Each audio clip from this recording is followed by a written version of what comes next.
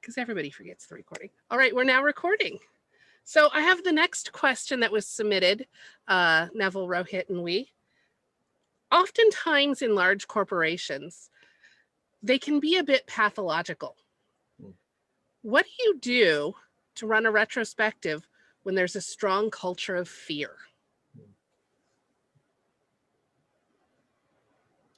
Maybe I'll start with this one, and to yes and well, based off of what Rohit started was, for me, a lot of times in a culture of fear,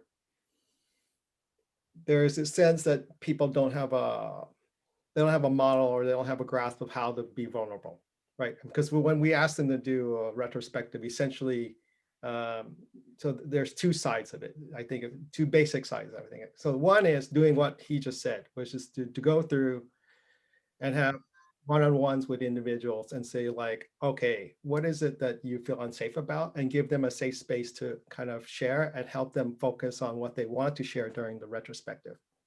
Get them into the muscles of sharing and revealing what's going on, right, in a safe way. And maybe they have a hard time articulating it. Maybe it's something that they have sensed and they can't quite put their finger on it. So in a way, as a coach or as a scrum master, you can help them refine that message and then be able to share it in a safe way in particular environment. Number two, I see a lot of times, I mean, I work with a bank, at a bank, and the, same with some of my peers here on the panel, one of the problems is not externalizing things, right? We want to use, why do we want to use a sticky board? Because then we throw all our problems onto some external space and we can talk about it in a safer manner rather than holding it containing within and not have something to grasp.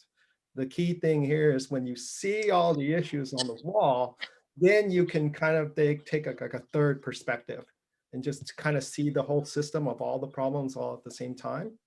And that generally does a better job at beginning to break down that level of fear. But it's basically doing it in a way slowly and gradually, and I think both of those things are generally the keys to unraveling that, basically. Yeah, I have two things. One, when we were face to face, and we would do the retrospective in a culture of fear, I would have the team write down kind of what's working, what challenge areas on sticky notes, and just like dump them in a box. And then we'd randomly pick them out, and no one had to admit that they wrote it, or, we have a dialogue around it. Facilitation is key in retrospective. So you may know who said that, but you kind of start the dialogue around those topics very agnostically, like people don't feel like they can be identified through that. And as you start to, now, how do we do that virtually? I know with Mural, you can have people come in anonymously. They just have little icons versus using their names. But just some way to create that anonymity. And then as you take that feedback and you use it and they start to see improvements being made, it starts to break down that culture of fear. And I know in some organizations, managers are saying, we want to see the feedback from the retrospective. And I am not a proponent of that. I know some organizations do that, but it creates, sometimes in that type of culture, it prevents people from really sharing what's happening and what they really feel. So I sometimes tell leaders, I'll summarize the outcomes from the retrospective, but the feedback belongs to the team and it's for the team only. And the things that you can remove as an organizational impediments will be shared with you so you can help fix things. But if you can create some anonymity as a part of the getting that feedback, that can be helpful from a culture of fear perspective.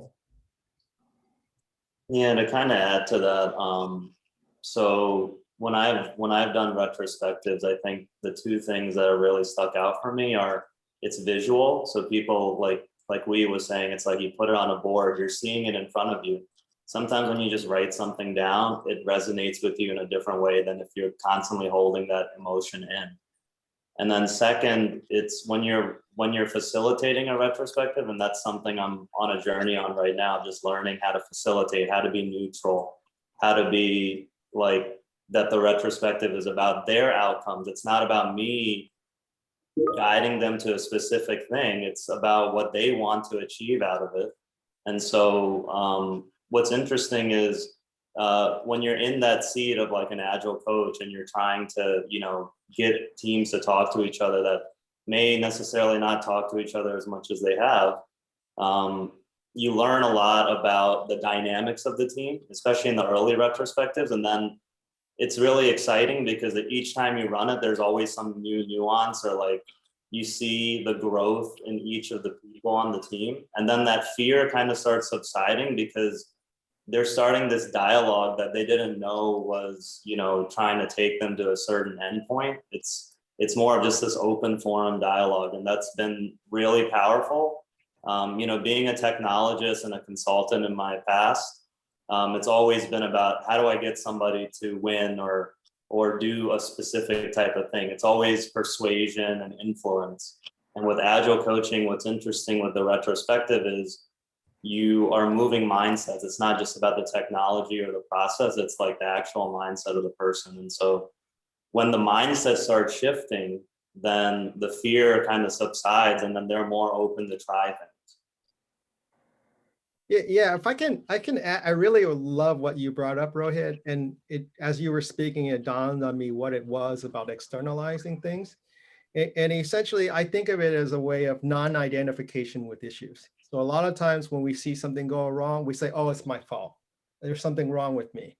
And so when we externalize it, there's a certain healthy depersonalization, like we don't identify ourselves with the problem anymore.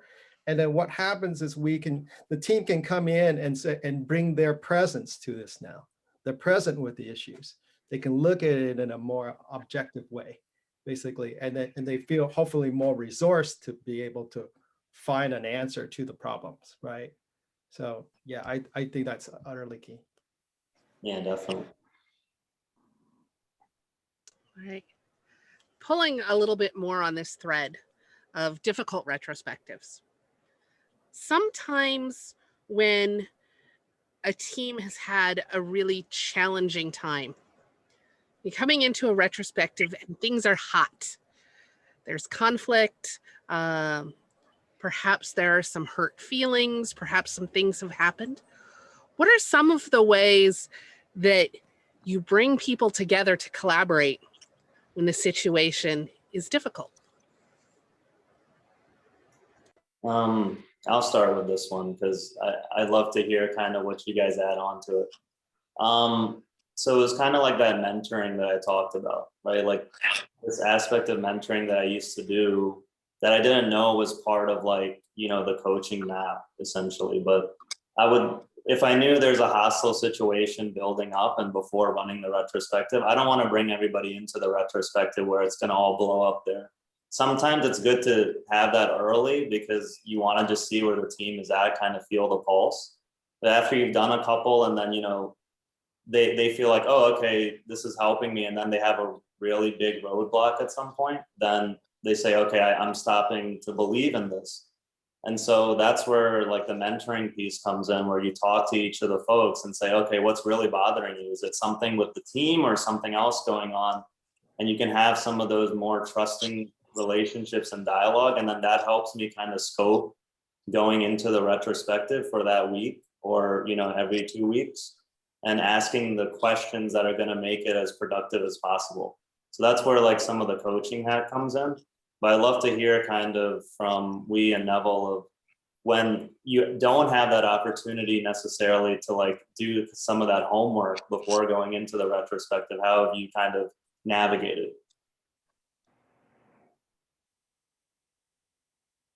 Well, I think it's you have to kind of make critical decisions, even if you know, if there's a situation that that's not going to yield productivity for the team.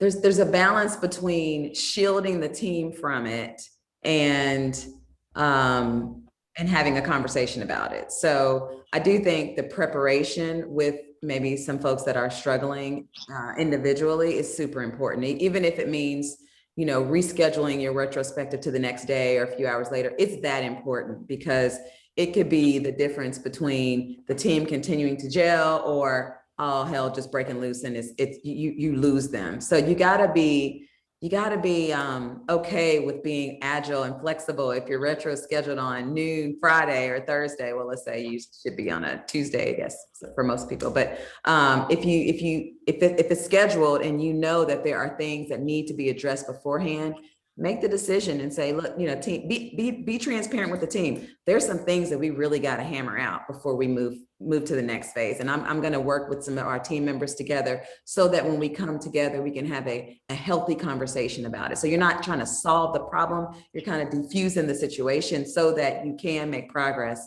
and have those conversations. But I highly recommend that you spend the time to do that. But, you know, be transparent with the team that that's what's happening right now. There's a lot going on. There's some emotional energy happening. And I want to make sure that we're all taken care of so that we can go into a healthy conversation. Yeah, see, what I can add to this is I love everything that's been said so far. I think for me, if it's been particularly distressful, and we see this as, you know, developers and whatnot, the icebreakers are critical. So at the same time, we can't forget that we all have nervous systems, we have all feelings, we're all people. So in a way, the icebreaker can be critical in breaking them out of whatever small t trauma or kind of like whatever issue they're experiencing, right? To kind of bring them and help them become present with themselves and each other. Because essentially the power of a retrospective is in helping the team integrate, right? We're integrating after, and we're recovering from after a particular traumatic, and I'm using that purposely, like, because some of these releases are traumatic. You know, we're integrating with each other. We're integrating with each other's nervous systems. We're reflecting each other. I would say, I know I said earlier I would choose retrospectives that is opposite of what's going on, but in terms of frustration and anger, and from a systems coaching perspective, I make sure that that gets ventilated, meaning they do need to let some of that out. Now, to kind of yes and some of the things, the other things I said. So that's a really great occasion to do something like an anonymous box to say, like, here's all my complaints. Let's just go and reveal things out of there. You know, let's go look at those things and write them in an anonymous way, and allow them to be angry, because that anger is not going to go away. And as a matter of fact, the more we hold that anger in, that stress in, it actually makes us more negative, and it's a downward spiral, right? So in some way, the system needs to be revealed. And in that anger, in that distress, there is a hidden wisdom, right? The wisdom is this is broken or that is broken, but we don't know what the actual fix is. And hence why got to do it at retrospective. But it's sort of like, you can really utilize, like, some of my best retrospectives are the ones that are like, we're just angry and this is what I'm angry about. And it's like, what if this is where coaching skills come in and you say, okay, if you're angry, what's your ideal goal? Like, what's the ideal state we want to be in? How do we move there? So that's the thing, is anger also is a motivator. Like, anger is useful, right? So how do we harness that? Retrospective is a fantastic way to do it. And I also think, just to feed off what you were saying, Lee, I think that there are sometimes times in the retrospective where you're not going to get to a continuous improvement backlog item.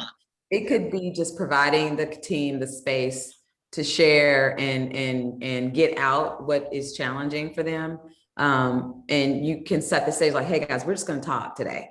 We're going to talk. I'm going to listen. And then let's do another retrospective in 2 days, because there was something traumatic that happened. And that's where we can maybe get to cultivating ideas for how to resolve this, and so that it doesn't happen again, or we figure out a path forward. But that's okay sometimes. All right. We have a wonderful question from the audience. I find sometimes teams use retrospectives as a forum to vent about the things that they feel are outside of their control, especially if it's a long-term issue that has been escalated to leadership and neglected by them. Those things manifest as opportunities for us to coach leadership. But in the meantime, any tips for helping the team avoid spiraling and take back their power and stay motivated to keep improving themselves? Yeah, that's true. I mean, I think time boxing is always a good point.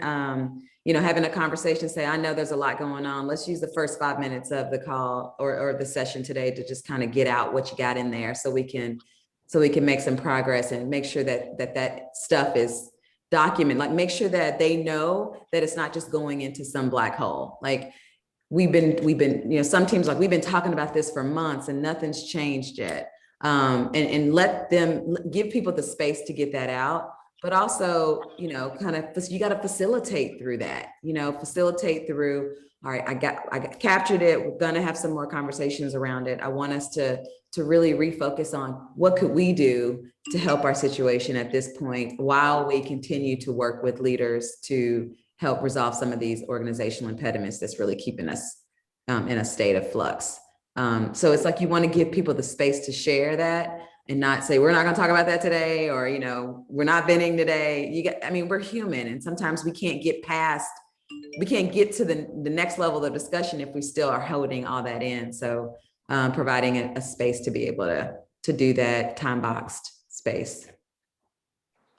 Yeah, one thing I have done that's kind of worked when I've run retros with some of my high performing teams is that I'll document kind of the actions or thoughts of, you know, like what went well, what didn't go well, and kind of just have it on a page. And then in one of the random retros, I'll bring it up and say, hey, remember like 8 weeks ago, this is where you guys started. Look at the things that you've done now, like 8 weeks later, that, you know, that you're working on. You didn't even think you would be getting to this point. That's the beauty of the retrospective, is like you've gotten to a point now that you're coming up with actions and ideas that you didn't even think were related to this work. You know, the type of technology you're using, the people that you're working with, the tools, the processes, and owning those end to end. I think, you know, for like doing DevOps type work, like the retrospective has been super helpful because you can kind of chunk down that, okay, I'm going to automate and own everything end to end. And you can see that over time. So that's been a trick I've used in terms of just making sure they're not spiraling on the same retrospective item, is because they can look back and see if they've been stuck. It's kind of like almost like a Kanban board, right? Like if you have too much work in progress, then there's a problem there and you need to either break that story down or you need to do something else. So Awesome. So go ahead, I was gonna say, I love this panel because everybody has like a totally different angle and perspective. It's really cool. Mine is in the case of, so obviously we need to vent the anger, right? So that we should allow them and acknowledge it. Like they need to be feel seen and heard, right? When it comes to their systemic frustration that they can do nothing about. However, it's unhealthy if we keep spiraling on that, obviously. This is where the facilitator matters. Like you have to have the self-awareness to say, oh, wait, they're doing it again. I got to break them out of that. So this is kind of where, in a way, I would argue that as a coach, as a scrum master, your job is also to disrupt cycles. You have to interrupt them sometimes when they go into territory that they can't do anything about. And still acknowledge them, but it's sort of like, you know, guys, we can't do anything about this. And so the next trick is the next step, it's not really a trick, but is to help them find that one small thing that will get movement. One of the people that created leadership embodiment, Wendy Palmer, she likes to say, like, what can I do to get 4% relief? Why 4%? Doesn't really matter. Some tiny, small little slice of change that will at least let them feel some sort of movement, that something is actually happening. And generally, if you can get a little bit to move, then the log might budge, basically. But it's sort of like, that's what I focus on. If they're spiraling, then it's like, what's the one little thing we can all hold accountable, some accountability to ourselves, to get going and make a difference that we can actually do something about. And that generally has in a way led to the beginnings of owning and having more autonomy and accountability, well, more autonomy around problems. Yeah. So I want to pull on a different thread and shift us to going a bit of a different direction. How do you adapt your retrospectives when your teams are mature and everything is fabulous and we're all happy and everything's wonderful? Do we get to just stop doing retros? No. We should always do retros. We're not perfect. And there's an opportunity to change the context of the retro into how do we become more innovative, or what are some of the things that's going on with the organization? How could we, as agile-minded people, brainstorm on ways that we could help impact change in an organization? Take the focus off of the team for a couple of cycles of the retrospective, and how can we help other areas or other teams become more mature? You know, if we really believe that we're 10s all the way down the line, then we have a responsibility as people to provide guidance and learning to people that need that same support and energy. So, but I never feel like that we don't have it. The context of it could be a little bit different, but that cadence of it's a learning opportunity. So how are we then sharing what we know with others and leverage that as the context potentially?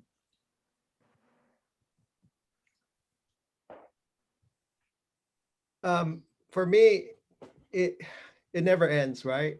I think of it as, you know, I still play a little music. I'm a bassist. Play is part of it, right? And when we talk about high performing teams, there's no end to high performing, right? It's sort of like, how can I increase the synergy within this team? So obviously there's the block and tackle of like, hey, let's go fix problems. But there's this thing of like, how do we work in a way? A high performing team to me is not just like, hey, we can take risks. It's actually where it's like playing in a band. I know what my teammate's gonna do without them telling me. And how do I get to that point? And I think this is where Amelia will like this answer, is like, it's about playing games. So like, for instance, I really had a really great team that was actually a finance team. It wasn't even a software development team. And I visited them about a few weeks ago on one of their retros. And we came in and I showed up during it was my lunch break, and we played Jackbox for a while. And that was their form of integrating, you know, but they still talked about issues and things toward the end of the meeting. But that kind of, at that level, those kind of things matter. And it could be anything from doing that to doing a book club, sharing teaching each other's things. You know, this team exactly did that. They own that retrospective, and it became, at that point, it became what do you call it? Like a developmental partnership with that group, right? It became like a peer mentoring, a peer coaching group. And that was like, and they're still like super excelling as far as I'm concerned, even to today, you know. Some other teams, like, they become very, they're able to share their emotional feelings and bare their souls to each other. I've heard that too. And you know, when you have that level of integration, it's almost like anything, they can conquer anything. But that is like, that's my new definitions of like what good looks like. And like, you know, that's if you can achieve that and see it in some form, it's something never to forget, because that's kind of what you're after. Yeah, I think for me, the biggest thing I always think about is like, in Agile, if there was one event that I would never get rid of, it's the retrospective. Like that's something I think about all the time. Being part of engineering teams, development teams, product teams, is that's led the team to the highest potential that I've seen that it could reach. If it wasn't there, I feel like maybe we would have got the job done, but it wouldn't have been as fun. It wouldn't have been as innovative. I think the retrospective becomes even more powerful later in a high performing team, because there's going to be that stagnation period of, okay, the product's out, we just need to operate it and maintain it. But how do you keep innovating on that product? How do you keep people still hungry to learn and make that product better for the customer?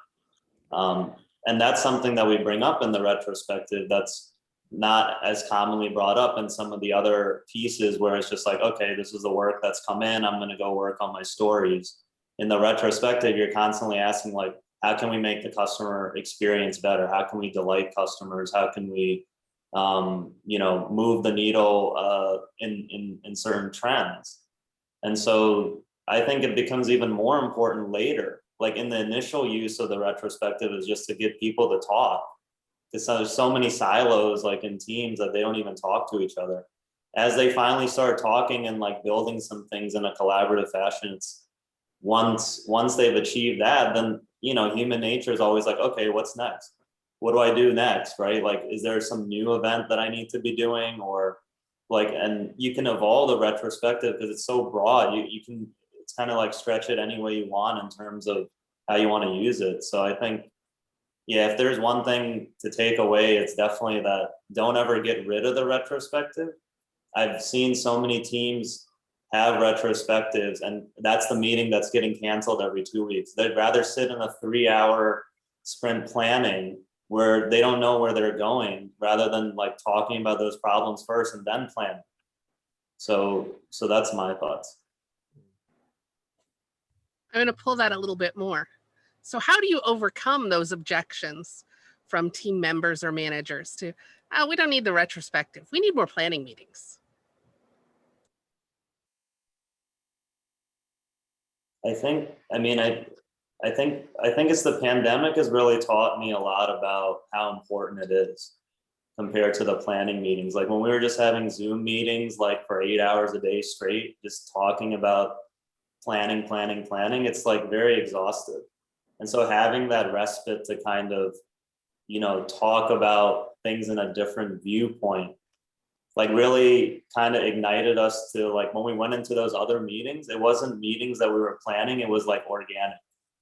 And that was something I tried to teach my teams, is that, okay, one of the things that came out of a retro was like, there's too many meetings. I want to get rid of meetings. Like, why are there so many meetings?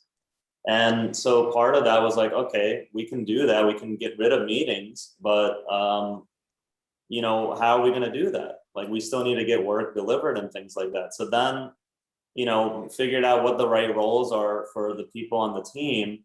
And then once they realized that, oh, I can't achieve anything unless I go work with somebody else, then it just created meetings that were necessary. So like each of the meetings were intent based. And so that helped the team kind of, go in a stronger direction.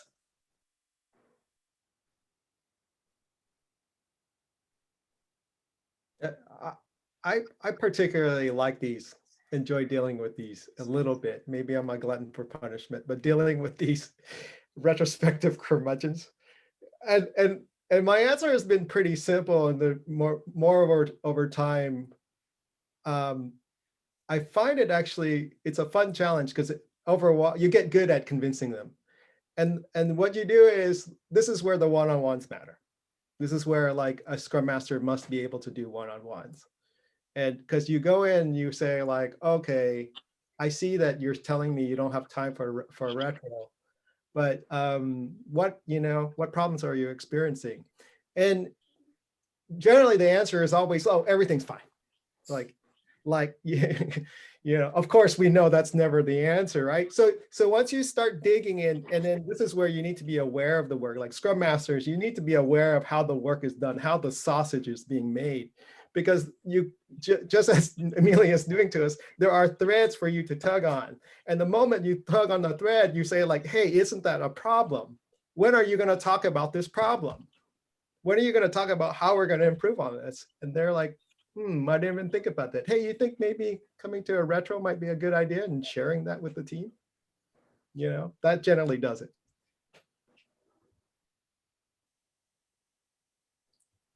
I agree with both Lee and Rohit on that. All right, we have a question from the audience. So some of the retros I've done are 4Ls, sailboat, circles and soup, organic, what went well, what didn't. But I'm looking for added ideas. What other ones have you used that were impactful? One of my favorite ones, and I usually use this with executives when we're, kind of talking through big challenges that the organization is going through, is a force field analysis. So there's some state that the organization is trying to get to. Let's say they want the organization to be more collaborative and transparent as a leadership team, or other things. That goes in the middle. That's where we're trying to achieve. That's where we're trying to get to. And then we brainstorm around what are the cultural and environmental and natural things that are that play towards achieving that goal in the organization. So we kind of already have a system of collaboration, or we have teams are incented to work together, or whatever. What are all those innate things that help us lead to that change? And then what are the things that are prohibiting us from getting there? And you have these two competing forces, for and against, and you get that down, and they don't really, you're thinking about it in a way that you're being you help them become transparent with what the challenges are.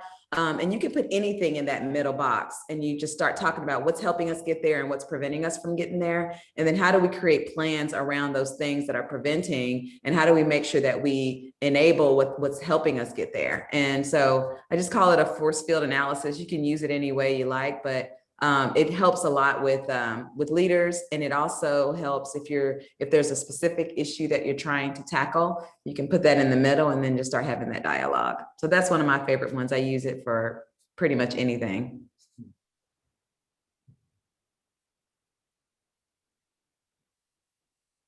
Rohit, you want to go next?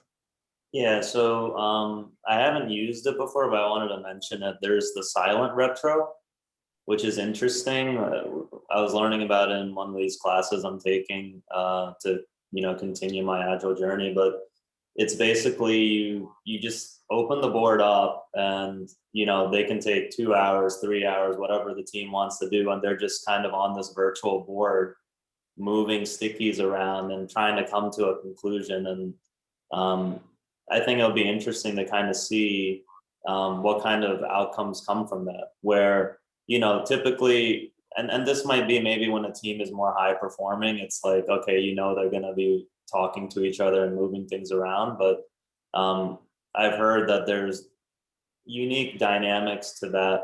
The other one that I'll mention is I've kind of run it almost like a stand-up, since that's something that people can grasp. It's like when each of the developers or analysts or product owner are on there, we kind of just go around and say what was good for you, what wasn't, and then everyone's kind of getting their few minutes and their voices being heard. So that's kind of like a very boilerplate way of doing it, but it's a way of, if somebody challenged me and said, well, the stand-up's more important than the retro, I'm like, okay, then let's run the retro like a stand-up and show you the power of the retro part of it that you don't get in the stand-ups, because people are tuning out, versus in a retro, everyone's trying to listen to each other to come to a common action.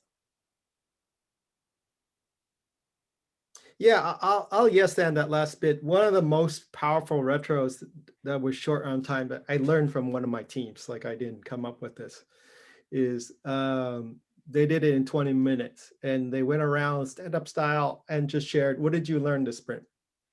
Just that question, one question. What did you learn? Just share it. And usually now the facilitator has to be there. The difference between that and a stand-up is the facilitator needs to go in and say, like, okay, what now with this? Like, what's the action item? So that's where it's different, right? Because you have to evoke when there's a problem, like, what did you learn? If there's a problem, or if we want to strengthen the strength, then there has to be a question like, what else? Okay, great. Are we going to reinforce that in some way?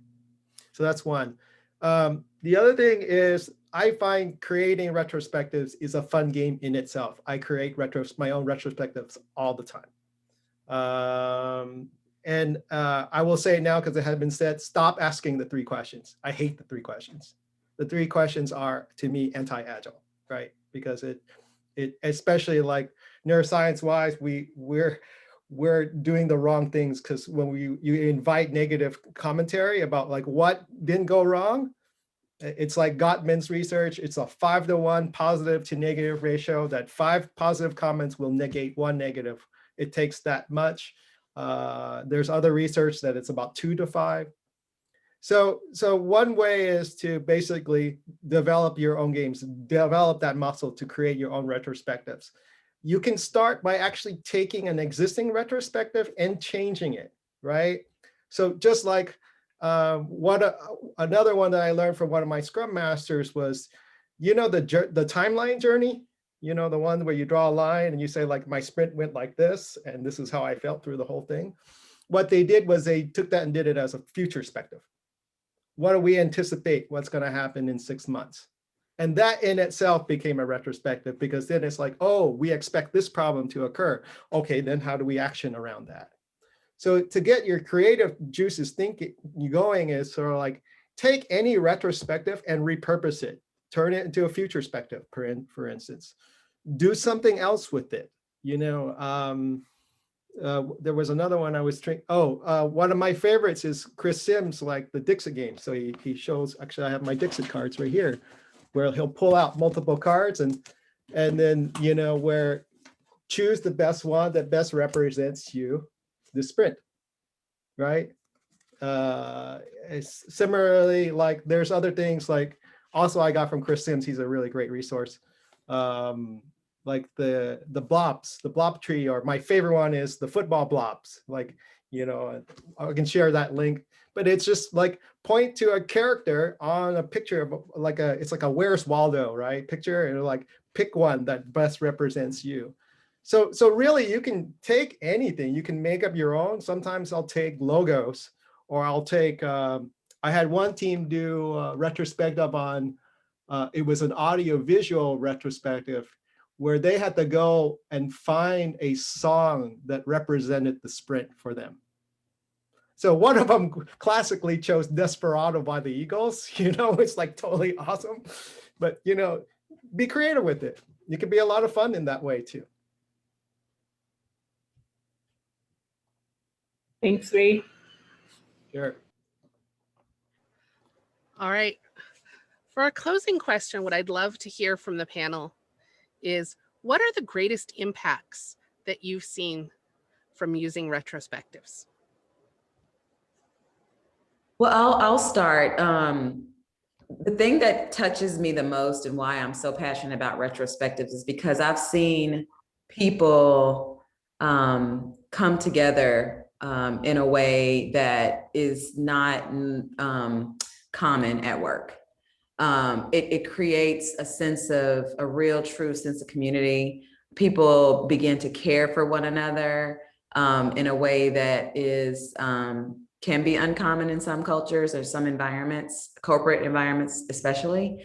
And it really does create this sense of team. Like they start to care for each other and they listen to each other. And that, when I see that from the beginning of starting with a new team or a newly formed team to, wanting to spend more time together and wanting to do things together and listening to each other and when there's a smaller voice in the room that now is really feeling comfortable sharing opinions and calling on people to share theirs, that's what gets me going. I mean, the outcome from it, yeah, we'll get it. We'll do some improvement stuff, but that energy that is created over the course of time, to me, is invaluable. And if you can create that, teams can do anything, no matter what level of teams we're referring to. But that people piece of that, the energy, that emotion, is what I'm very passionate about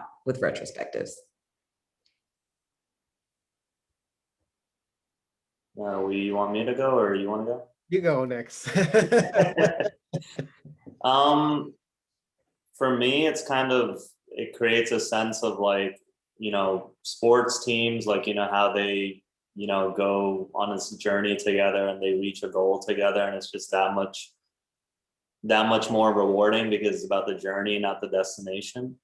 It also kind of becomes like this close-knit family almost. It's like, you can talk about these things that you normally wouldn't when you're trying to solve a problem, because you're always, looking at it so objectively all the time when it's so structured. The retrospective is a little bit of lack of structure sometimes, that it can bring out things that people weren't thinking about, or a perspective, and all the voices are heard. And so the greatest thing with the retro for me is like the potential of the teammates that I had. It just went like way, it was exponential. It was parabolical. It was not this linear growth. It was like they became what their role was, plus something else. And just seeing that growth, and then for me to even grow as a coach, or, you know, product owner, or whatever hat I was wearing when I was running these retrospectives, I was able to look at things from a bigger picture, and then always kind of help them be like, hey, you know, I see that you're interested in this. Maybe you could look into this. It's like we built these personal relationships for life that transcend the product or project that we're working on. Mm-hmm. And so that's been what's really powerful. It's, you create this potential that, you know, they don't even realize, that sometimes I don't even realize that each of these people have, and then they help me find my potential. And so that's really, that's what keeps me going. And I think that's what's allowed me to pivot into going on an agile coaching journey, because, you know, I'm used to doing things with a tangible result or execution focused result. And with agile coaching, it's a lot of movement of the mind. And that's not always, you know, business value measured, but it's way more valuable to me in my life. So that's kind of what I really love about retros.